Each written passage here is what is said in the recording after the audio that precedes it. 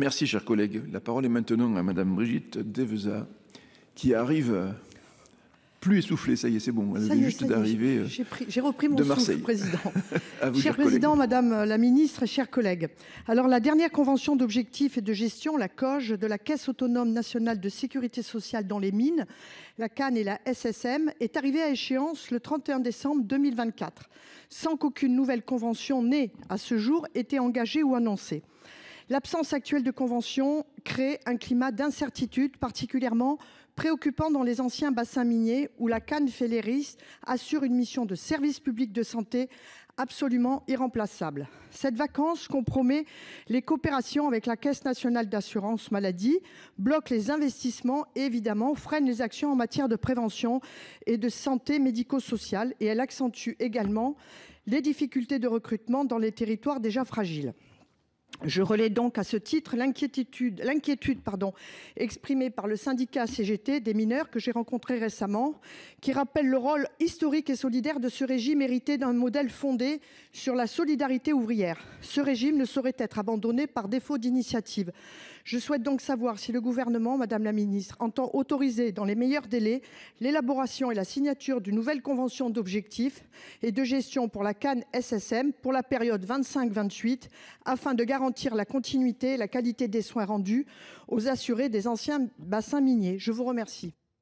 Merci, Madame la Ministre. Merci, Monsieur le Président. Madame la sénatrice Deveza, vous relayez les interrogations des fédérations qui représentent les assurés du régime minier sur l'absence de convention d'objectifs et de gestion entre l'État et la Caisse depuis le 1er janvier 2025.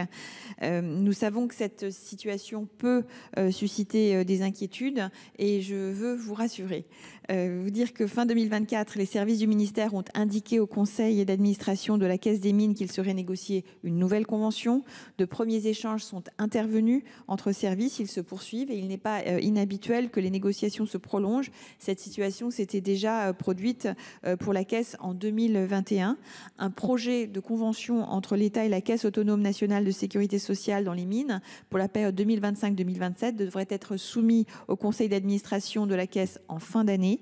Il prendra en compte les travaux de rapprochement entre l'offre de santé médico-sociale de filière et celle des unions pour la gestion des établissements des caisses d'assurance maladie.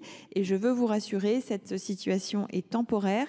La continuité de service de la Caisse des mines est assurée au moyen des budgets provisoires pour 2025 qui ont été approuvés par le conseil d'administration fin 2024. Merci, Madame la sénatrice. À vous, chers collègues.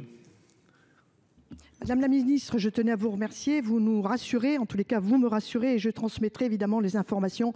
Je souhaite simplement que l'ensemble des revendications qui ont été émises dans cette COG par les syndicats soient respectées et qu'on puisse effectivement se positionner, se poser et pouvoir faire, et que le syndicat, en tout cas les salariés, pourront bénéficier de la même manière tous les besoins nécessaires aujourd'hui, en tous les cas dans cette nouvelle COG que nous attendons avec impatience. Je vous remercie. Merci, chers collègues.